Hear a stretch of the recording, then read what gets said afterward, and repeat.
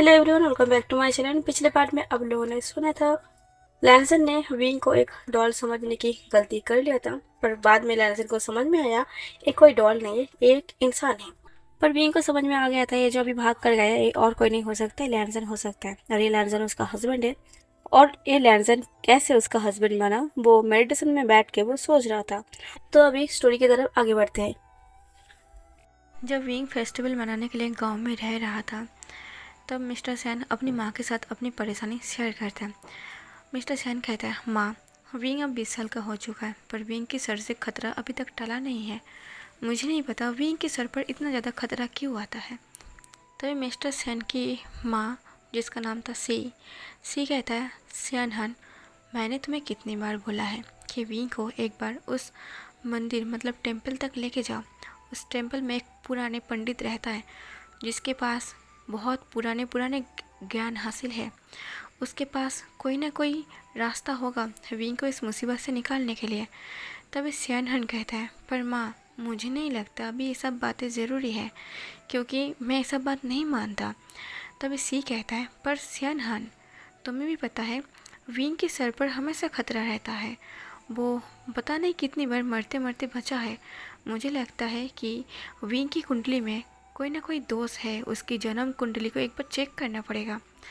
तभी सैनन कहता है, पर माँ, मैं इनमें विश्वास नहीं करता। तभी मैडम सी कहता है, पर सैनहन, मुझे तो ऐसा ही लगता है क्योंकि इस गांव के लोग उस पंडित को बहुत ज़्यादा मानता है और उनकी भविष्यवाणी हमेशा सच होता है। वो जो बोलता है वो सही होता है और इसलिए इस गांव के लोग उन्हें बहुत पसंद करता है। मुझे लगता है तुम्हें एक बार उनके पास विंग को लेकर जाना चाहिए। कोई ना कोई रास्ता और कोई ना कोई वजह बताएगा। कोई तो वजह होगा ना कि विंग को इतना परेशानी उठाना पड़ता है। तुम्हें भी पता है विंग की जान दो बार जाते जाते बच गए। तब सियानन कहता है, माँ, मैं इसके बारे में बाद में सोचूंगा। तभी मैडम सी कहता है, सोचना ज़रूर, क्योंकि तुम हर साल आते हो, मतलब एक साल छोड़ के आते हो और एक साल काफ़ी होता है। मैं नहीं चाहता कि मेरे पोते को कुछ हो जाए। तब सैनहन सोच में भर जाता है। इधर विंग को दिखाया जाता है जो एक 20 साल का लड़का था। वो गांव में किसी एरिया में वो फुटबॉल खेल रहा था। फुटबॉल खेलते हुए विंग एक शॉट मारता है जो एक छोटे 10 साल के बच्चे को जगह लगता है। सर पर लगने से वो गिर जाता है और गिरने की वजह से उसकी सर पर चोट भी आता है और वहाँ से ब्लड भी निकलता है। ये देख के विंग दौड़ते हुए उस लड़के के पास आता है और उसे उठाने की कोशिश करता है, पर वो उठने की बजाय वो वहीं पर बैठ कर रोने लगता है। विंग कहता है, आई एम सॉरी, मुझे पता नहीं था। तभी वो लड़का भी रो रहा था। विंग कहता है, प्लीज़ सॉरी, मुझे पता नहीं था तुम्हें लग जाएगा। पर वो लड़का रोते हुए कहता है, पर मुझे बहुत ज़ोर से लगा है। विंग कहता है, आई एम सॉरी, मुझे माफ़ कर दो। तुम कहाँ जाना चाहते हो बताओ, मैं तुम्हें वहाँ ले जाता हूँ। तभी वो लड़का कहता है, नहीं, मैं अकेला जा सकता हूँ। ऐसा बोल के वो लड़का जब उठ के जा रहा था तब विंग उनके हाथ पकड़ लेता है और कहता है, एक मिनट, मुझे तुम्हारा ब्लड साफ करने दो। पर विंग लैंसन की फोrehead से वो ब्लड साफ करता उससे पहले लैंसन के पापा आ जाता है। लैंसन के पापा आते ही वो लैंसन को देखता है और कहता है, बेटा, तुम्हें ये कैसे लगा।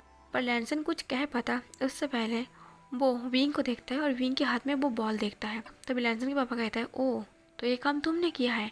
तुम लोग खेलने से पहले देखते नहीं हो ना ये आसपास कौन जा रही है। अब तुमने क्या किया, देखो, तुमने मेरे बेटे को गिरा दिया। तभी लैंसन कहता है, पापा, उन्हें डांटिए मत। तभी लैंसन के पापा कुछ ना सुनते कहता है, एक बात कान खुल के सुन लो, खेलने से पहले आसपास देखकर खेला करो, किसी को भी चोट लग सकता है। ऐसा बोल के लैंसन के पापा विंग को बहुत डांटने लगता है क्योंकि लैंसन के सर से ब्लड बह रहा था और लैंसन के पापा लैंसन को बहुत ज़्यादा प्यार करता था क्योंकि वो जन्म से ही अपनी माँ को खो दिया था। इसलिए लैंसन के पापा वो बहुत ज़्यादा प्यार करता था ताकि उसकी माँ की कमी उसे महसूस ना हो।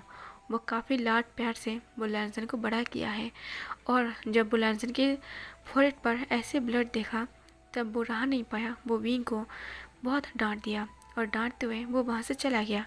पर लैंसन को इस बात से बुरा लग गया था कि बेवजह उसके पापा ने उस लड़के को इतना डांट दिया। पर विंग भी अपसेट हो गया था उस इंसान के डांटने से क्योंकि विंग ने जानबूझ के नहीं किया था। विंग जो आज डांट पड़ा था इसकी वजह से विंग थोड़ा सा अपसेट था। विंग अपसेटनेस के साथ और थक के वो जब अपने घर पर आता है मतलब अपनी दादी के घर आता है। दादी के घर में अंदर पैर रखते ही विंग के सर पर एक टॉप गिरने वाला था, मतलब फूलों की गमला जो ऊपर छत की तरफ रखा हुआ था, पर वो विंग के ऊपर न गिरकर वो साइड पर गिरता है। और ये देख के मिस्टर सैन और विंग की ग्रैंडमा वो जल्दी से विंग के पास आता है। विंग भी चौंक गया था कि अचानक ये फूलों की गमला उसके ऊपर कैसे गिरने वाला था। वो बस ऐसे बिखरा हुआ पड़ा था, उसमें गीली मिट्टी और वो पौधा भी नीचे ऐसे पड़ा हुआ था। विंग बस उस पौधे को देख रहा था। विंग उस पौधे को वो बचाने की कोशिश में उसे अपने हाथ में ले लेता है और विंग के हाथ पर कीचड़ भी लग जाता है। मिस्टर सैन जल्दी से आता है और विंग के हाथ से वो पौधा छीनते हुए कहता है, पहले तुम खुद की केयर करो, खुद देखो कि तुम ठीक हो या फिर नहीं, तुम इस पौधे के साथ क्या कर रही हो। तभी विंग की ग्रैंडमा वो अपने बेटे को डांटते हुए कहता है, तुम इसे डांट क्यों रही हो। तभी मिस्टर सैन कहता है, माँ मुझे समझ में नहीं आता इसके ऊपर हमेशा ऐसी मुसीबत क्यों आता है। छोटे मोटे ऐसी चीज़ें इसके साथ होता रहता है और कई बार तो इसका चोट भी लग चुका है। अब देख सकते हो इसकी बॉडी की हर पार्ट पर ऐसे चोट का निशान पड़ चुका है। तभी विंग की ग्रैंडमा कहता है, पर सैन हन मैंने तुम्हें कहा था कि विंग को एक बार उस जगह पर ले जाने के लिए, पर तुम मेरी बात नहीं सुनते हो। तुम एक बार उसके पास लेकर जाओ, वो अच्छा भविष्यवाणी करता है, इस गांव के पूरे लोग उसकी भविष्यवाणी को मानता है। तभी सैनहन कहता है, पर माँ आपको पता है ना मैं इस पर यकीन नहीं करता। तभी सी कहता है, सैनहन मैं तुम्हारी माँ हूँ, मुझे अच्छे से पता है। मैंने उस दिन भी कहा था कि एक बार उस टेम्पल तक लेकर जाओ, पर तुम मेरी बात नहीं सुन रही हो। ठीक है, अगर तुम लेकर नहीं जा रही हो तो मैं लेकर जाऊँगा। तभी सैनहन कुछ नहीं कहता क्योंकि इसका माँ का फैसला है, उसकी माँ ले जाना चाहता है। विंग बस चुपचाप खड़ा था। विंग बस एक बार अपनी दादी का फेस और एक बार अपनी पापा का फेस देख रहा था, फिर वो कुछ नहीं कहता। विंग उस पौधे को वो दूसरे कोई अच्छे से गमले पर फिर से उसे सेट कर देता है क्योंकि वो उस पौधे को सेव करना चाहता था, और ऐसे ही वो रूम के अंदर चला जाता है। अगले दिन विंग की दादी सी वो विंग को लेके वो उसी टेम्पल तक जा रहा था। वो टेम्पल एक पहाड़ी ऊंचाई पर था। जब विंग नीचे से देखता है, विंग कहता है, दादी आपको वहाँ तक जाना है। तभी सी कहता है, हाँ विंग हमें वहाँ तक जाना है। तभी विंग कहता है, पर दादी आपको क्या लगता है आप इस उम्र में इतना सीढ़ी चढ़ पाएंगे, आपको पता भी है ये कितना सीढ़ी है। तभी सी हंसते हुए कहता है, विंग तुम मेरी बुढ़े स्किन पर मत जाओ, मेरी हड्डी अभी तक बहुत ज़्यादा स्ट्रांग है, शायद तुमसे भी ज़्यादा। ऐसे कह के सी वो एक एक सीढ़ी चढ़ रहा था और सी के साथ साथ विंग भी सीढ़ियाँ चढ़ रहा था। वो दोनों चढ़ते चढ़ते वो ऊपर जा रहा था। विंग कहता है, दादी अब थक जाओगे। तब सी कहता है, नहीं विंग मैं नहीं थकूँगा, यहाँ पर मैं दो बार आ चुका हूँ। तब विंग कहता है, आप यहाँ पर 2 बार आ चुके हो। तब सी कहता है, हाँ दरअसल ये जो टेम्पल है ये बहुत पुराना है और इनकी देख रेख जो करता है जो पंडित है वो भी बहुत पुराना है, उन्होंने बहुत ज्ञान हासिल करके रखा है और ये जो भविष्यवाणी करता है वो सच होता है। मुझे पता है तुम्हारे ऊपर जो ये मुसीबत आता है ना, इसका कोई ना कोई हल होगा या फिर कोई ना कोई कारण तो होगा जिसकी वजह से तुम्हारे ऊपर इतनी सारा मुसीबत आता है। विंग कहता है, दादी आप भी ना, आप पुराने लोग हो और इसलिए पुरानी बातों पर यकीन करते हो। सी कहता है, जैसे सैनहन बात करता है वैसे उसके बेटे विंग भी बात करता है। विंग हंस पड़ता है और विंग को ही पता है अब उसकी दादी को वो कितना भी कहे उसकी दादी तो ये बात मानने वाला नहीं है, इसलिए विंग भी चुपचाप हंसते हुए वो अपनी दादी के साथ चला जाता है। विंग भले इस पर यकीन करे या फिर ना करे, उसकी दादी इस पर यकीन करता है, ये सोच के विंग चुपचाप अपनी दादी के पास चला गया था। फिलहाल वो सीढ़ी चढ़ के वो टेम्पल तक चला जाता है और वहाँ पे मंदिर पे जाके वो उसी इंसान से मिलता है जिस इंसान का नाम था मूसाओ। मूसाओ से मिलके सी वो विंग के बारे में पूरी बात बताता है कि विंग के ऊपर कैसे कैसे हमेशा मुसीबत आता रहता है। और विंग को देख के और सी की पूरी परेशानी को सुनकर तभी मूसाओ सी को कहता है, तुम्हारी ये जो पोते है और इसके ऊपर जो मुसीबत आता है ये इसकी सोलमेट से जुड़ा हुआ है। तभी सी हैरानी से वो मूसाओ की तरफ देखने लगता है और विंग भी। मूसाओ कहता है, इसके सोलमेट के साथ इसकी कनेक्ट है। तभी सी कहता है, इसका मतलब क्या है। तभी मूसाओ कहता है, जब तक विंग की शादी नहीं होगा वो अपनी सोलमेट से कनेक्ट नहीं रहेगा तब तक इसके ऊपर मुसीबत आता रहेगा। तभी सी कहता है, ये कैसी बात है। तभी मूसाओ कहता है, मैं जहाँ तक देख पाया हूँ इसके किस्मत में वही है। तभी सी कहते हैं, शादी, पर अभी कैसे शादी कर सकता है। विंग कहता है, शादी दादी मुझे शादी करना पड़ेगा। तभी सी कहता है, विंग 2 मिनट तुम चुप रहो।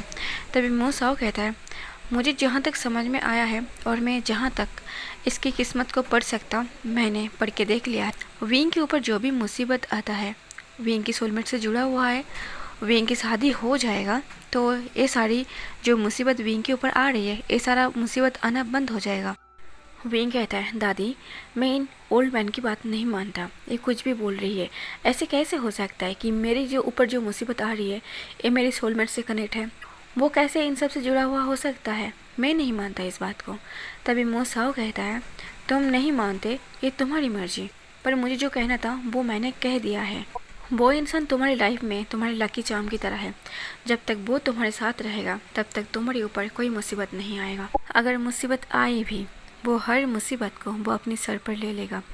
वो हमेशा तुम्हारी जान को बचाते हुए वो तुम्हारी खतरा वो अपने ऊपर ले लेगा।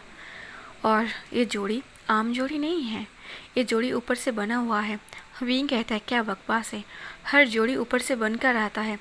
तभी मूसाओ कहता है, हाँ हर एक जोड़ी ऊपर से बनकर आता है, पर कुछ जोड़ी ऐसा भी है जो ऊपर वाले ने काफ़ी शिद्दत से बनाता है। तभी विंग कहता है, दादी अब मैं यहाँ नहीं खड़ा रह सकता, अब हमें यहाँ से चलना चाहिए। ऐसे कह के विंग यहाँ से जा रहा था और उसके साथ साथ सी को भी जाना पड़ रहा था, क्योंकि विंग गुस्से से जा रहा था और सी भी विंग के पीछे पीछे भाग रहा था। जब विंग गुस्से से एक एक सीढ़ी चढ़ के वो नीचे की तरफ आ रहा था, तभी उसी लड़के जिसका नाम था लैंसन, जो भी 10 साल का था, वो ऊपर की तरफ जा रहा था अपनी पापा के साथ। पर उसके पापा पहले पहले निकल गया था। जैसे लैंसन विंग को देख लेता है, लैंसन विंग के सामने आके खड़ा होता है। तो विंग कहता है, तुम? लैंसन कहता है, गग्गा मैं आपसे माफ़ी मांगता हूँ। विंग कहता है, कोई बात नहीं, वैसे भी छोड़ो। ऐसा बोल के विंग लैंसन से मुंह फेर के वो 2-3 सीढ़ी वो ऐसी नीचे चला जाता है। लैंसन वो जल्दी से वो विंग से फास्ट आके वो विंग के नीचे आके फिर से खड़ा होता है। विंग कहता है, तुम्हारी प्रॉब्लम क्या है? मैंने कहा ना ऐसी कोई बात नहीं है।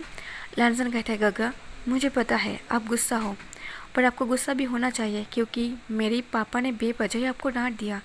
विंग कहता है, कोई बात नहीं, मैं उस बात को भूल चुका हूँ। ऐसे कह के विंग फिर से जब लैंसन को साइड करके वो जाने की कोशिश करता, तब सीढ़ी से विंग पैर फिसल के वो नीचे की तरफ चला जाता है और विंग जैसे तैसे उस सीढ़ी की जो रॉड है, मतलब रूल है, उसे पकड़ लेता है। और तभी लैंसन डर जाता है और लैंसन विंग की हाथ पकड़ लेता है ताकि विंग गिर न जाए, क्योंकि विंग की हाथ फिसल रहा था। विंग अभी 20 साल का था और लैंसन अभी 10 साल का था। विंग के हिसाब से लैंसन बहुत ज़्यादा कमज़ोर था और उसके वेट भी बहुत ज़्यादा कम था, पर फिर भी लैंसन कोशिश करता रहता है कि विंग नीचे ना गिर जाए और विंग की हाथ फिसल रहा था। और उसी टाइम सी भी वो विंग की पकड़ने की कोशिश कर रहा था, पर विंग ना जाने क्यों वो गिरता ही जा रहा था और सी बस लगभग रोने ही वाला था, क्योंकि विंग इससे पहले भी 2 या 3 बार मौत के मुंह पर आ चुका था और अभी भी विंग मौत के मुंह पर खड़ा था। पर विंग के सामने लैंसन खड़ा था, उसका सोलमेट, जो उसकी हर मुसीबत को अपने सर पर लेने वाला था। अपनी जान को दांव पर लगा के वो अपनी सोलमेट को सेव करने में लगा हुआ था। लैंसन से नहीं हो रहा था, फिर भी लैंसन उसके हाथ को पकड़ने की कोशिश कर रहा था। जैसे विंग का एक हाथ छूट जाता है, लैंसन विंग के हाथ को वो फिर से पकड़ के खींचने की कोशिश करता है। लैंसन कहता है, बेवकूफ़ लड़के, मेरे हाथ छोड़ो नहीं तो तुम भी गिर जाओगे। लैंसन कहता है, पर मैं आपको ऐसे कैसे छोड़ सकता हूँ? विंग कहता है, पागल मत बनो, मेरे हाथ छोड़ो नहीं तो मैं गिरूंगी, मेरे साथ तुम भी गिर जाओगे। एक हाथ के साथ साथ विंग की दूसरा हाथ भी छूटने वाला था। एक हाथ तो सी ने और लैंसन ने पकड़ा हुआ था। जब दूसरे हाथ भी छूटने वाला था तब लैंसन दूसरे हाथ भी पकड़ लेता है, और पर उसी टाइम कुछ लोग विंग के हाथ आकर पकड़ लेता है और विंग को वहाँ से उठा लेता है। विंग उठते ही पहले वो लैंसन को थैंक यू कहता है, क्योंकि सच में अगर लैंसन उस टाइम हाथ नहीं पकड़ता तो शायद विंग गिर ही जाता। थोड़ा बहुत ही सही, पर विंग को हेल्प मिला था। पर विंग लैंसन से और कुछ कह पाता उससे पहले सी फिर से विंग का हाथ पकड़ता है और उसे ऊपर फिर से मूसाओ की तरफ ले जाने लगता है और लैंसन वहीं पर खड़ा था। सी फिर से वो विंग को लेके वो मूसाओ के पास जाता है और कहता है, मास्टर आप जो भी कहेंगे हम वही करेंगे, अब फिलहाल हमें रास्ता दिखाइए। तब विंग सोचता है, अभी इस उम्र में 20 साल की उम्र में मैं शादी करूँगा और ऐसे कैसे हो सकता है। जब सी मूसाओ के साथ बात कर रहा था और विंग बस हैरान होकर खड़ा था, कुछ टाइम बाद लैंसन भी वहाँ पर पहुँच जाता है और वहाँ पर जाके खड़ा हो जाता है, क्योंकि लैंसन की पापा वो मूसाओ से मिलने आया था, क्योंकि लैंसन की पापा अक्सर वो मूसाओ से बात करने आता है, क्योंकि मंदिर का छोटा मोटा काम लैनसन के पापा अक्सर करता रहता है। मंदिर के बारे में कुछ बातें करना था और साथ में वो लैनसन को भी लेकर आया था। लैनसन वही विंग की साइड पर आके खड़ा हो जाता है और सी को इतना परेशान देख के मूसा कहता, तुम दोनों तो अभी अभी यहाँ से गए थे ना, तो फिर लौट कर क्यों आए? तभी सी मूसा को वो सारी बातें बताने लगता है जो नीचे जाने से पहले हुआ था। तभी मूसा कहता है, पर तुम्हारे पोते तो मेरी बात पर यकीन नहीं करता। मुझे जो बोलना था मैंने बोल दिया है, अब तुम दोनों देख लो कि तुम दोनों को क्या करना है। तभी सी कहता है, मैं अपनी पोते की शादी करा दूंगा, पर आप ये बताइए मुझे इसकी सोलमेट कहाँ मिलेगा? क्या आप इसकी सोलमेट के बारे में कुछ बता सकते हो? तभी मूसा कहता है, ठीक है, मैं कोशिश करता हूँ। ऐसे कह के मूसा वो विंग की हाथ पकड़ने वाला था उसकी भविष्यवाणी चेक करने के लिए, पर उससे पहले लैनसन विंग की हाथ पकड़ लेता है और कहता है, गक्का आपकी शादी होने वाला है। लैनसन बहुत ज़्यादा एक्साइटेड था विंग की शादी की नाम सुनकर, पर मूसा जैसे ही लैनसन के हाथ हटा के वो विंग की हाथ पकड़ने वाला था, मूसा के साथ लैनसन के हाथ टच हो जाता है और उसे कुछ दिखने लगता है। मूसा कुछ सेकंड के लिए अपनी आंखें बंद कर लेता है लैनसन के हाथ पकड़कर, और वो सारे सीन वो फिर से रिपीट में देखने लगता है। मतलब अपनी आंखें बंद करके वो हर चीज़ को देखने लगता है कि कैसे लैनसन ने विंग को बचाने की कोशिश की है। और कहीं ना कहीं मूसा वो लैनसन का भी भविष्य चेक कर लेता है, जिसकी वजह से मूसा झटक से अपनी आंखें खोलता है और कहता है, विंग की सोलमेट, विंग की सोलमेट यही है। विंग एकदम के लिए हैरान हो जाता है और कहता है, क्या ये मेरी सोलमेट है? तब लैनसन को समझ में नहीं आया आखिर मूसा क्या बोल रही है। तभी मूसा कहता है, इतना चौंकने की ज़रूरत नहीं है, ये जो बच्चा है यही आपकी सोलमेट है। विंग कहता है, नो वे, इम्पॉसिबल, मैं इससे शादी नहीं कर सकता। तभी सी कहता है, इससे शादी? ये तो एक छोटा सा बच्चा है।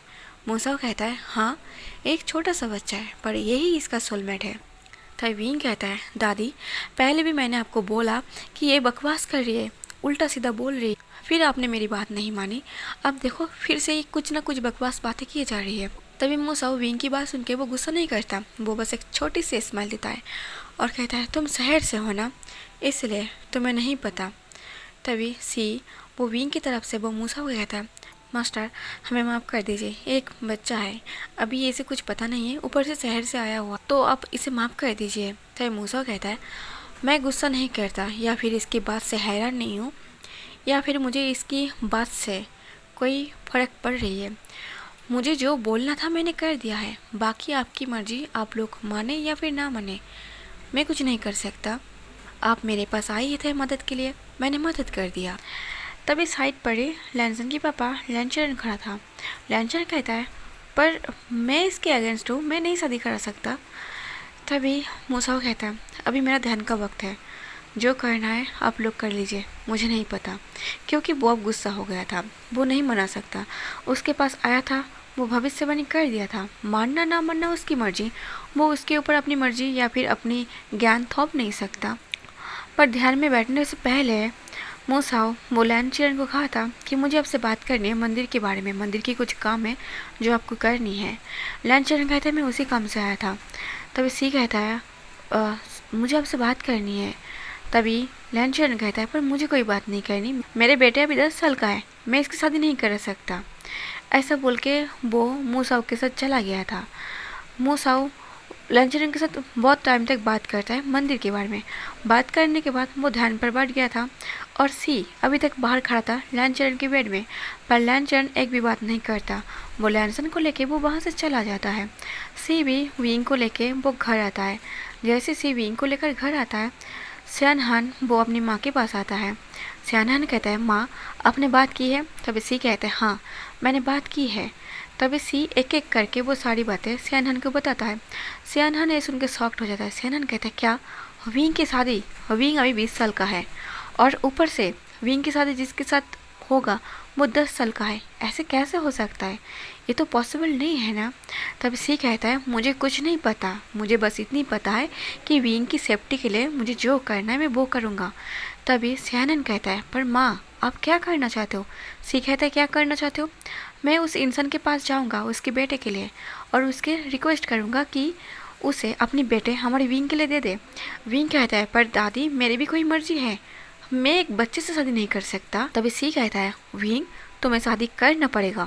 विंग कहता है पापा अब दादी को समझाइए ना, मैं इस एज में तो शादी नहीं करना चाहता, और ऊपर से एक बच्चे से, बिल्कुल नहीं, मैं एक बच्चे से कैसे शादी कर सकता हूँ।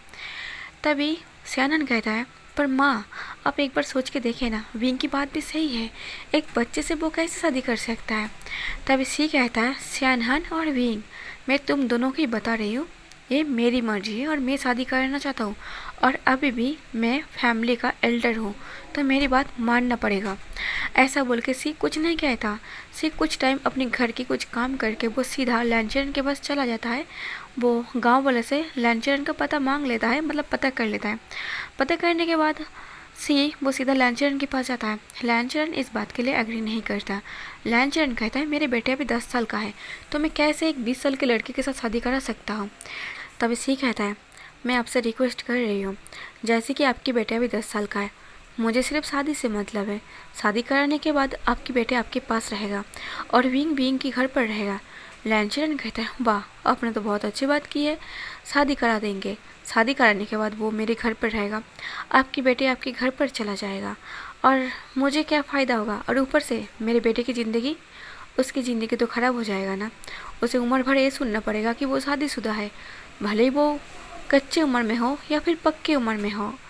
तभी सी कहता है आप मेरी पूरी बात को नहीं सुन रही हो। जब तक लैंजर एडल्ट नहीं हो जाता, मतलब वो सही उम्र पर नहीं आ जाता, तब तक वो आपके पास ही रह जाएगा। जब वो सही उम्र पर आएगा हम इसकी दूसरी बार शादी करा देंगे। तभी लैंजर सोच में पड़ जाता है।